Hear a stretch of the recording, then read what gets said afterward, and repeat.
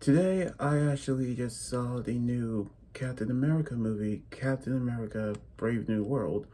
A quick note of how this movie was filmed during the 2023 writers and actors strike was delayed, but now they actually continue with the production when the strike is over. Although they actually had to run through series of reshoots and scenes cut as well. However, we actually knew that we saw Anthony Mackie,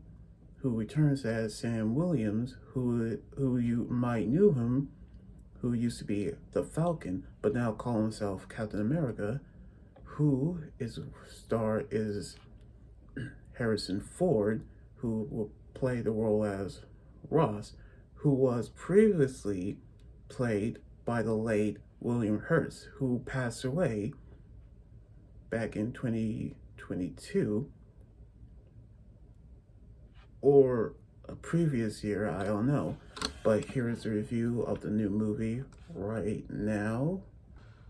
which we actually saw Sam, who's again played by Mackie, who you saw him in the Captain America, The Winter Soldier, Civil War, The Avengers, Infinity War, and Endgame, and star in the Disney Plus series, The Falcon and the Winter Soldier, who was portrayed with his friend Sebastian Stan, who will also star in the upcoming movie Thunderbolts, which he is welcomed by Ross, played by Indiana Jones himself, Harrison Ford. But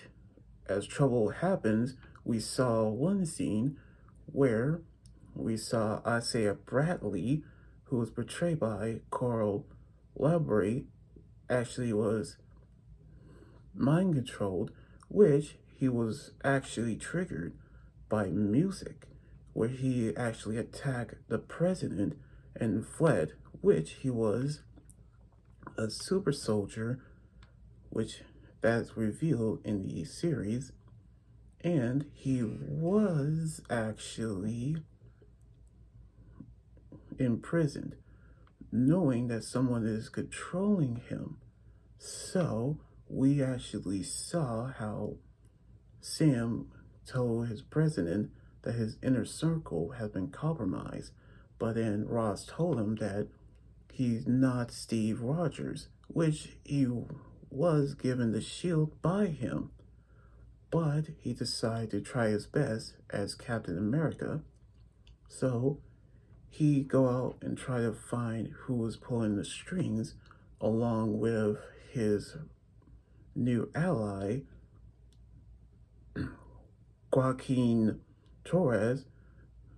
who actually played by Danny Rodriguez, who has taken up the mantle of the Falcon. As one scene, they're actually fighting a war where Sam drove his shield at missiles and reflected it back, which we saw Torres got his new Falcon suit and flies with him. But we knew how someone is pulling the strings, which Sidewinder, who is actually the leader of the cult called the Serpent Society, who was portrayed by Giancarlo Esposito, who you might remember him from his role as Gus in Breaking Bad series, which we knew how he was held with his new partner, Leader, who you will remember him as Samuel Sturz, who was portrayed by Tim Blake Nielsen, who helping Bruce when his blood actually touched his injuries, causing him to mutate as a giant figure of himself with his huge head. And then we saw at one scene where Ross had turned into the Red Hulk, a new version of the Incredible Hulk, but with red, where Sam has the fellow Red Hulk, who actually has the abilities as the Incredible Hulk, but with similar powers. I mean, different powers, which is that he can transform at will, and he can actually control fire, which that actually is completely awesome. Much needed praise for the director and the cast for their incredible work, along with the writers who actually created the story. Even though I did see scenes where Seth Rollins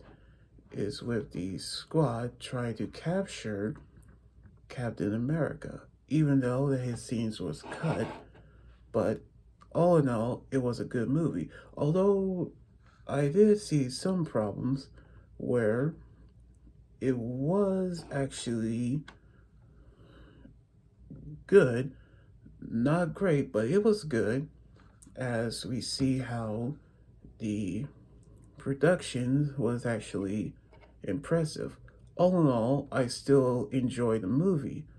so I cannot wait to see what else Marvel has, which I cannot wait to see the Fantastic Four make their return in the theaters as well.